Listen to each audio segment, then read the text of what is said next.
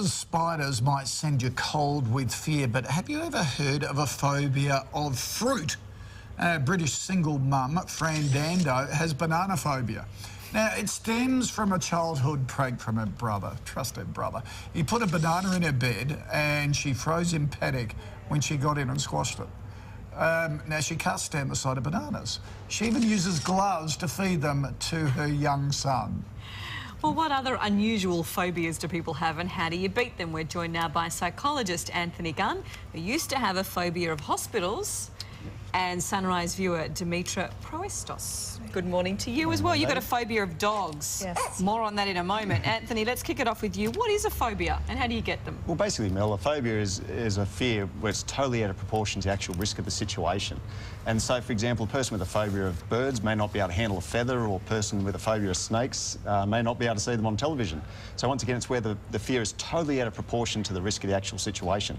So is it simply you've been scared of something, you've been given the fright of your life and you've never got over it? Is that sort Generally, of a phobia? it's childhood fears that have never been outgrown. So all phobias are learned. No one's born with a phobia.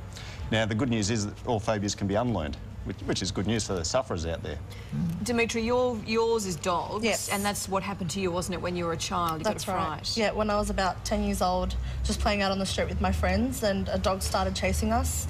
It decided to target me, even though we all split up.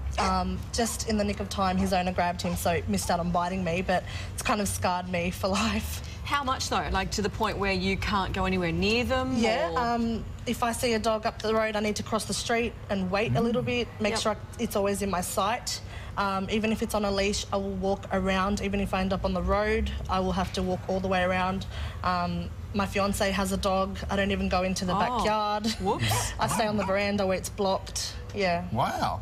All right, Anthony, how do we get over them?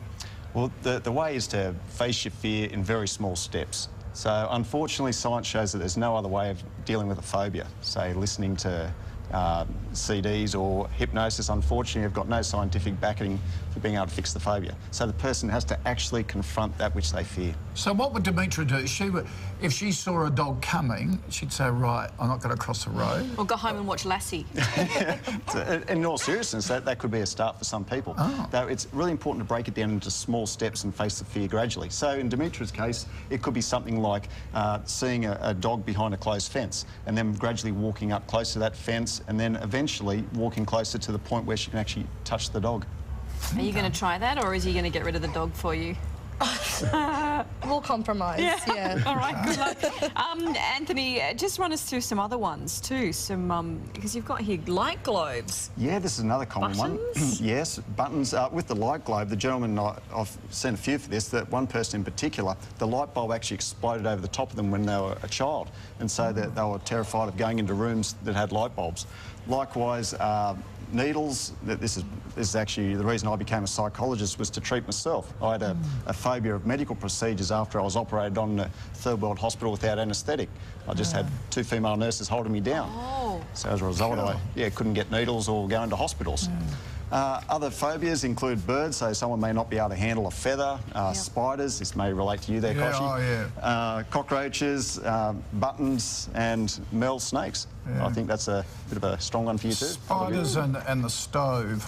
I've got a phobia too, so although that's only a tiny baby compared to the one that was on your car. If I can kill it, I'm fine, but these huge ones that sort of go to I just have feelings too, David. Okay, all right. Thank you, guys. I'll work on it. Thank you very much, and good luck. Let us know which way, whether you cure it or the dog goes. Thank you. Anthony has a book out called Fix Your Phobia in 90 Minutes, plus there's information on our website. Oh, hang on, sorry, Anthony has a message. Yeah, just that today it's my son's 4th birthday, so if you're watching Patrick, happy birthday and I love you heaps. What a good dad. Well done. On the way, Jacinta Campbell.